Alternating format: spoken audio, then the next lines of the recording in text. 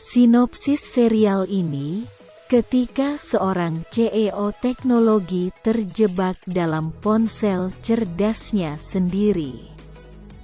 Seorang pencari kerja yang cerewet tidak hanya mengambil alih sebagai penjabat CEO sebuah perusahaan teknologi untuk mempertahankannya, tetapi juga mencari cara untuk membuka kunci bos dan menyelamatkan hari.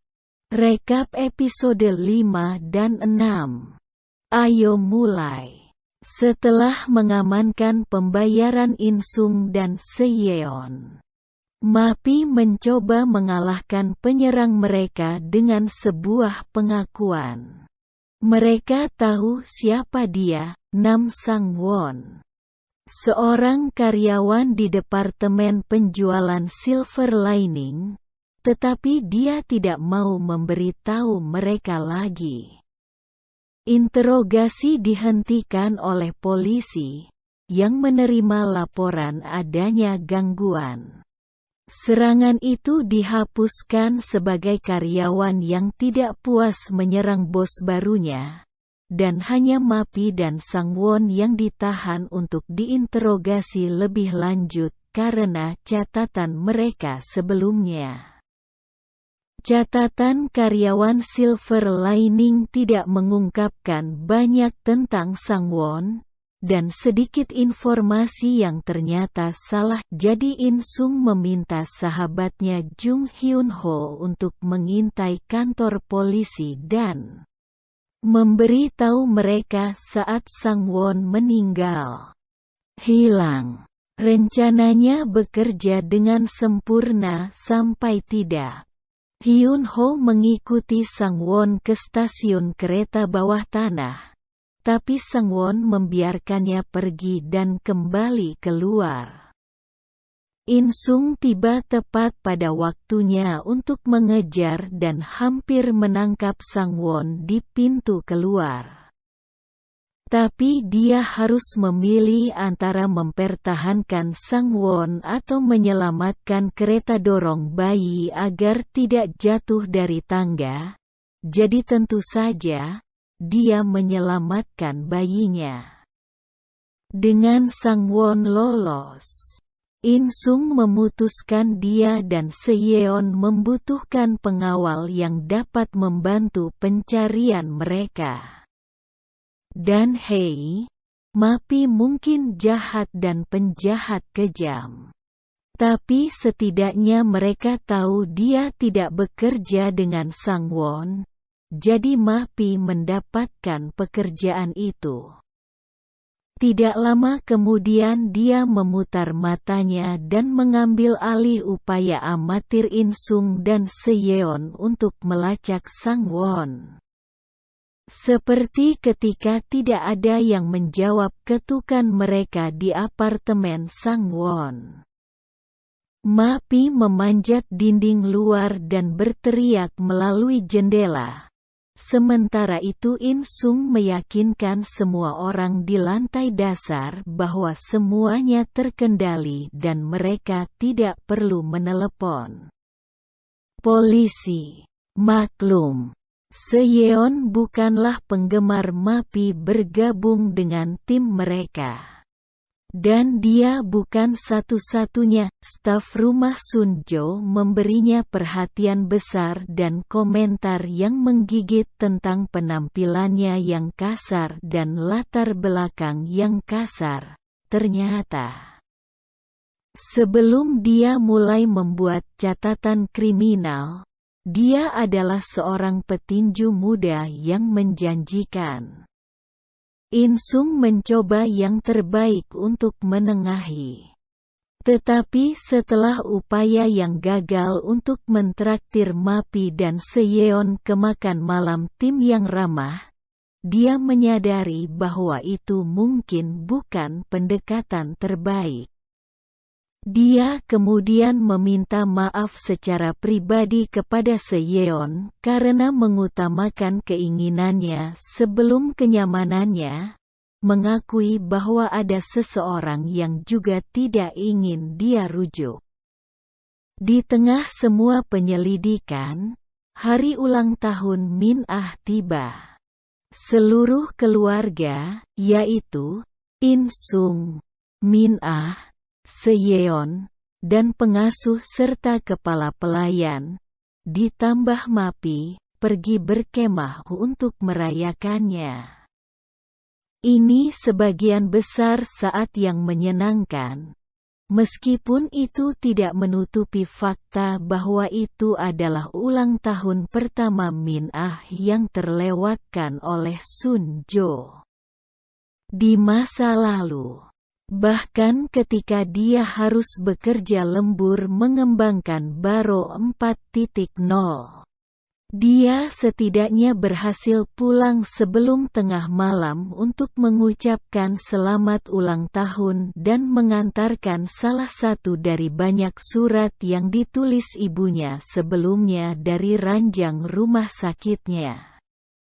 Setelah yang lain tidur malam, Se-yeon dan In Sung duduk di dekat perapian untuk berbicara dari hati ke hati.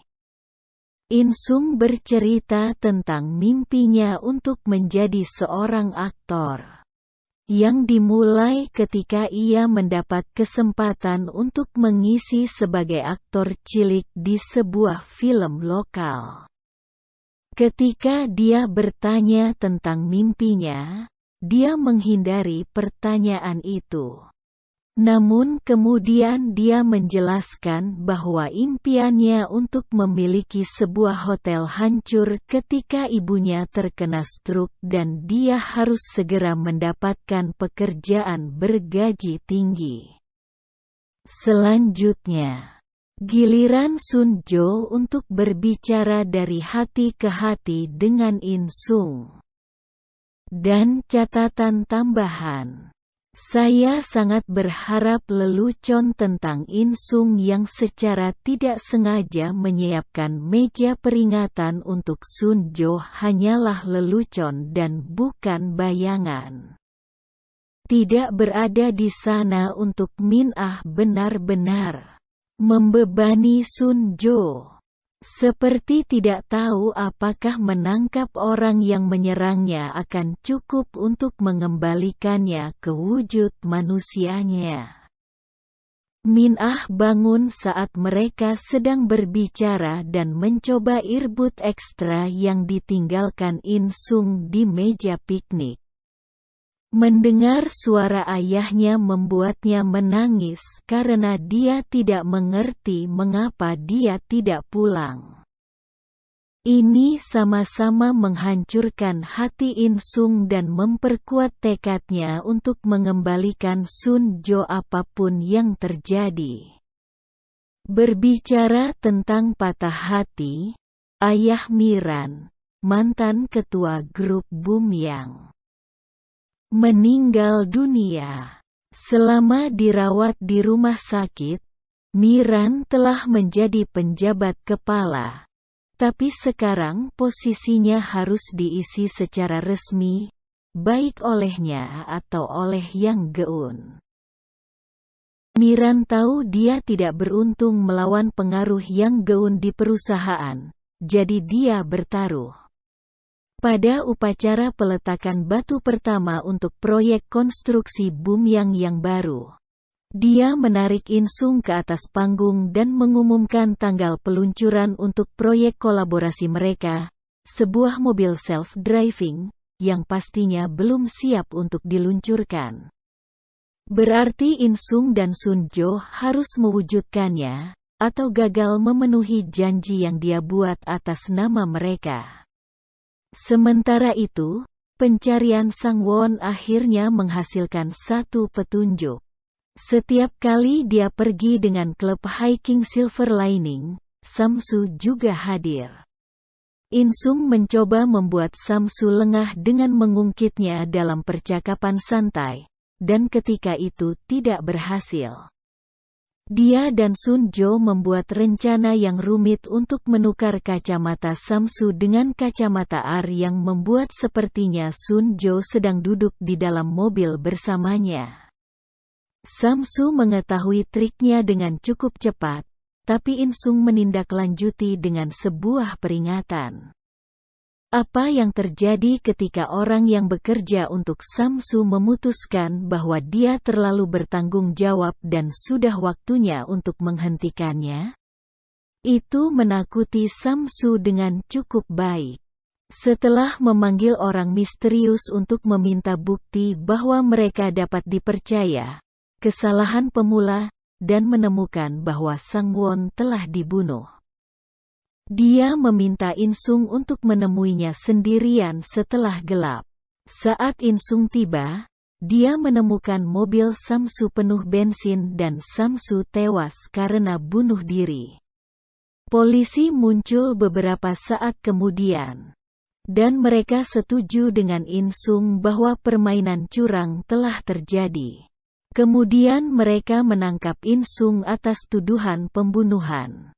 Tapi jangan khawatir, minggu ini tidak semuanya malapetaka dan kesuraman. Kisah asmara semakin memanas. Dimulai dengan permainan petak umpet yang menempatkan Insung dan Seyeon saling berhadapan di bawah selimut. Dan ketika Insung mendapatkan gaji CEO pertamanya dan membeli hadiah untuk orang tuanya, dia membayangkan membeli seluruh rak pakaian mewah untuk Seyeon dan memanggilnya "Baby". Pada kenyataannya, dia menerima kemeja untuk menggantikan yang dia pinjamkan padanya. Meskipun dia terlihat siap untuk mengakui perasaannya saat itu juga, dia bimbang ketika dia menganggap itu hanya pengganti dan bukan hadiah. Tetap saja, dia lebih tersentuh dan jatuh cinta daripada yang dia biarkan. Dan untuk alasan yang bagus, dia memiliki cara untuk menampilkan sisi yang lebih menyenangkan dan rentan. Dan mereka menjadi tim yang luar biasa, terutama ketika sedikit akting improvisasi dilakukan. Sekian untuk bocoran episode kali ini.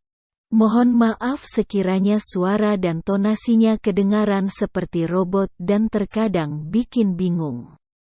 Memang disengaja supaya bikin penasaran untuk menonton dramanya. Dan saya kira itu keren. Sampai jumpa di episode selanjutnya.